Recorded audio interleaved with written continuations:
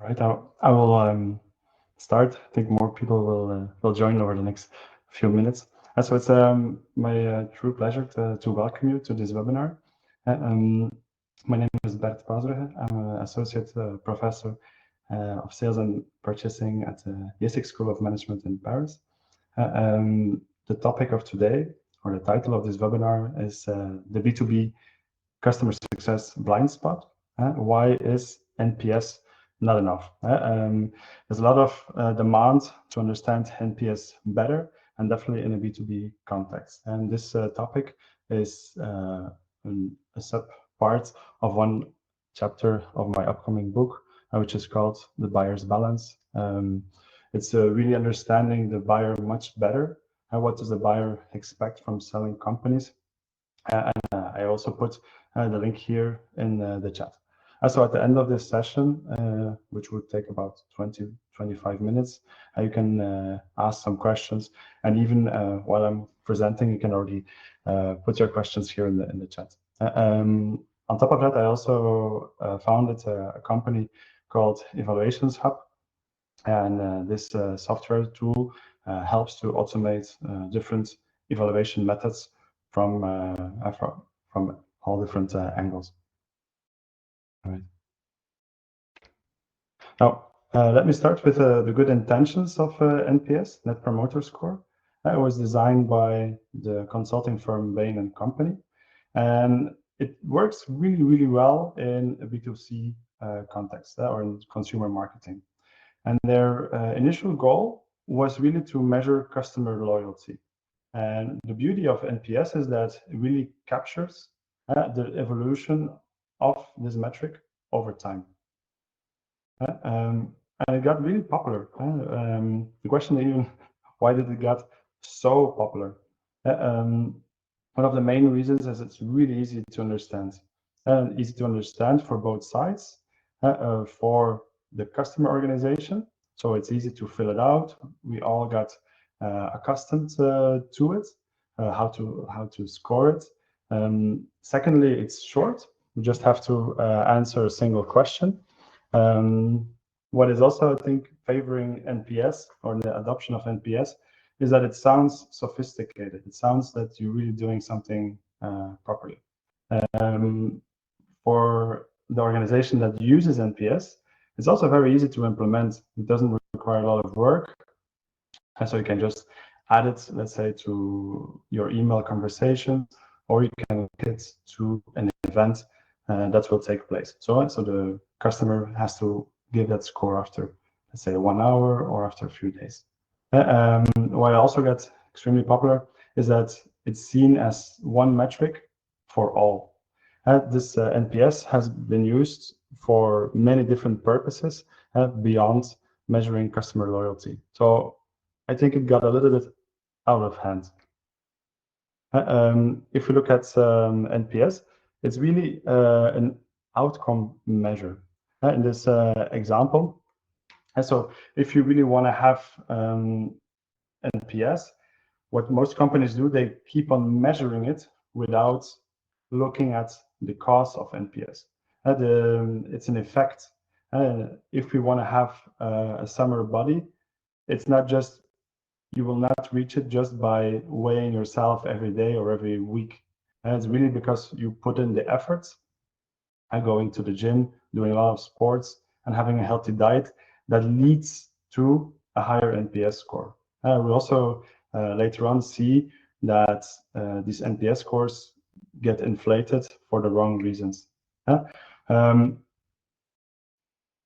already mentioned that NPS is a great tool to measure customer loyalty, but more often than not, it's also being used to measure customer satisfaction. And can we actually use NPS to measure customer satisfaction? And actually, we cannot. Why? Well, here we see the overview. Customer loyalty indicates, an NPS score indicates customer loyalty, but there's not a clear line, clear effect between customer satisfaction and customer loyalty. It's not because you're satisfied that you will stay a loyal customer. So what is the true indicator of customer satisfaction? it's bringing consistent customer value. That really leads to customer satisfaction.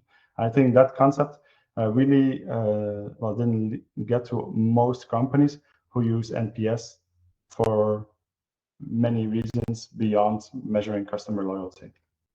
So what are the other issues when companies use NPS? Well, first of all, on the customer side, there's quite a bit of a feedback fatigue. We have to fill out an NPS survey when we buy a bread, when we take a train, and for everything that we do, right? And it really doesn't fit a B2B context. So like in this example, how likely would you recommend this power plant to a friend or a colleague? These are like situations where NPS really doesn't work. And going further, why it doesn't fit a B2B context is because it's not profound enough. It doesn't go deep enough. It's just a number. Many companies then use these NPS averages over different segments, and there it gets really, really bad. Also, later on mentioned, you need quite some data points. So if we ask this NPS survey question to one contact at a B2B customer side, we might just get like one, let's say, positive score, let's say 9, but what does it really mean? So it's not profound enough. Furthermore, we use it to benchmark, and that's also not great. We have industry differences. We also have cultural differences. So I live in France, where people rarely give a 10 out of 10. An 8 is already amazing. And then we have other countries like the United States, where when customers are satisfied, they easily give a 10, or at least there's quite some cultural difference there. And then finally, we have managers who really put an overemphasis on NPS. And what does that lead to? Well, the employees who get that manager, well, they try to inflate the score. And here I was at in a store in Belgium, so it's written in Dutch. But if you look at it, there's quite some things that go wrong, and I'm sure everybody can share examples of NPS or NPS measurement that went wrong. First of all, like the scale presentation is bad. So here they put satisfied, and then you should give a 9 or a 10. Neutral is a 7 and an 8. And when you're not satisfied, it's between 0 and 6. That's not a correct presentation of that scale. Also, here I was helped by a lady called Lieselot, and she worked at customer service. So she helped me out with a repair, and I was happy. So what did she do? She gave me that folder, so I would fill out this NPS score. So she really picked me because she could tell that I was happy about her service. And they also, well, what happened here as well is that it was measured. In French, they would say "à chaud," at the right moment, just right after a positive event. And that's not how you measure loyalty. And so to give it a fancy name, we can call it post-event euphoria. It's not the moment you should measure it. And at the same time, this Lieselot also told me, well, please fill it out because it's really important to me. It means a lot to me. Well, we all know what that means. It means that she gets a promotion or a bonus when she has enough of promoter scores, or her NPS is high enough. Now, I don't want to say that NPS is bad, because there's absolutely no evaluation method that is perfect. And so when we look at QBRs, quarterly business reviews, we have interviewer bias, and this person can have leading questions. These leading questions mean like, okay, how much did you like Paris, for example? And what does that mean is that, what does that do is it pushes people to respond in already a positive way. Better would be, what did you think about your stay in Paris? Same for surveys. we have a sampling bias, we have a response bias. And so what does that mean? Well, we don't have a correct representation of everybody that should respond. And then the respondents could also give certain answers that are not correctly representing their feeling to push certain outcomes. And finally, CSAT, customer satisfaction survey. Well, the same thing here. Sometimes it's too focused on recent events. And we also have a selection bias. Usually people that are satisfied will fill out this CSAT, right? So feedback is not so easy. So how can we tackle this? How can we use NPS? Well, we should make it part of a multi-metric evaluation process. What does that mean? We need to use at least 2 or 3, preferably more, and 3 metrics to come to a customer satisfaction or customer health score. And in research, they call this triangulation. So at least 3 different sources. And it could be also business metrics, for example, turnover data, and you combine that with even an NPS, because I know it's very hard to drop something that is implemented already in a company. And so we keep that NPS, but what we do on top of that, we add other evaluation metrics. So it really diminishes the biases of the other evaluation methods.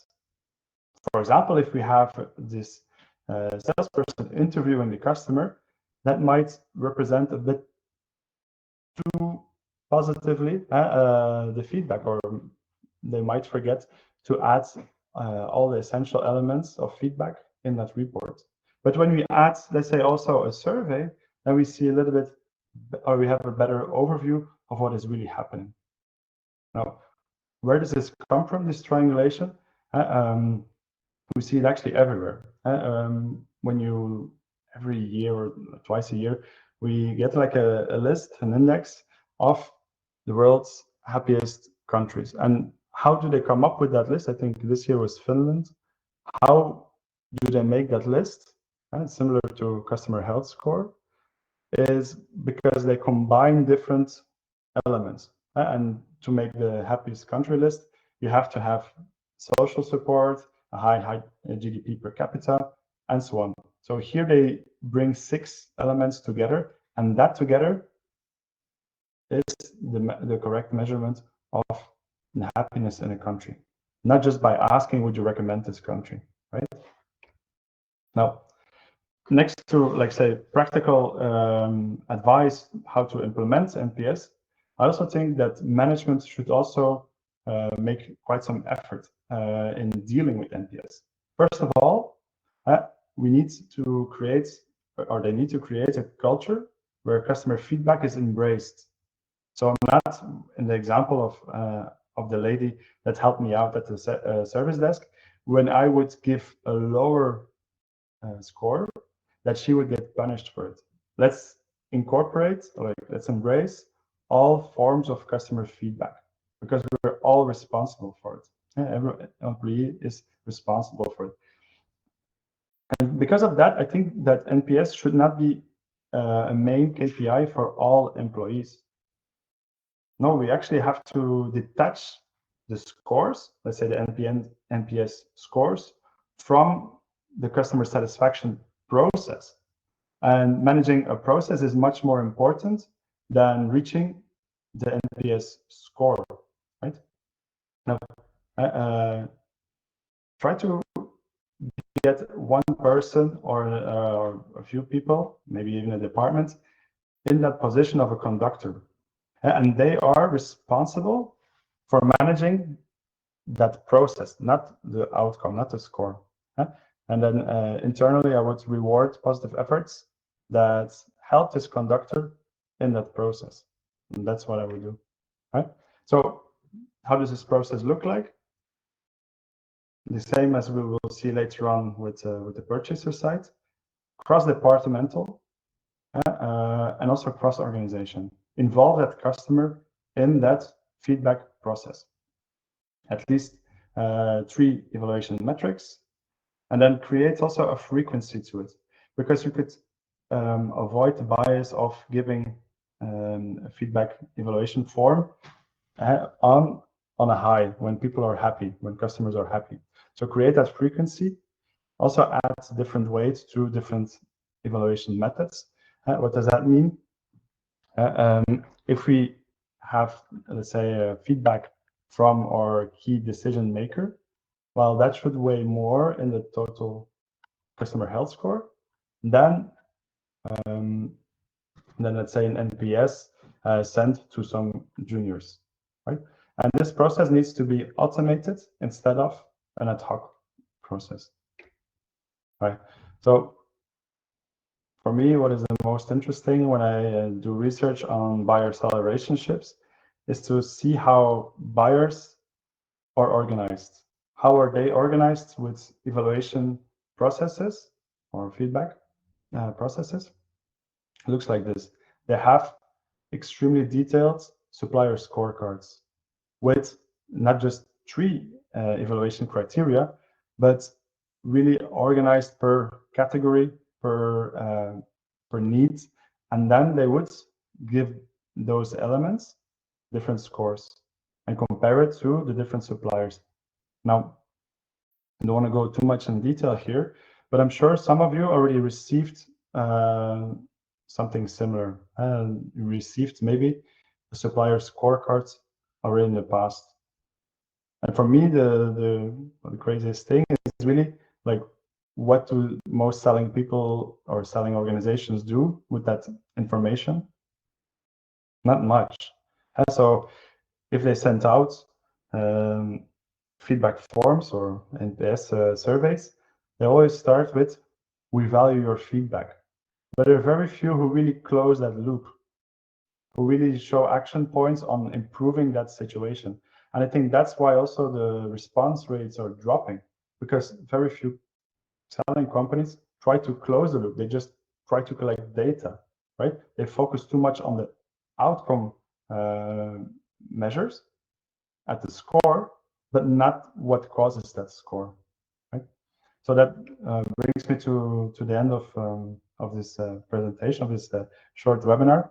I'm open for some questions. If you have any, we'll be happy to take some. Also, I put the link to the book. You can already pre-order it. The publisher is Borgerhof and Lambert. And I think really feedback is a minor part of managing customer relationships, but at least a vital one. I'm also open to invite you to join the beta of the software tool EvaluationsHub. It's part of a bigger suite of software products, which is LA and here all these different software products have one purpose, and it's to make organizations more customer-centric. So if you have any questions, I'm here to take them. If not, I wish you a very, very pleasant evening, and we stay in touch.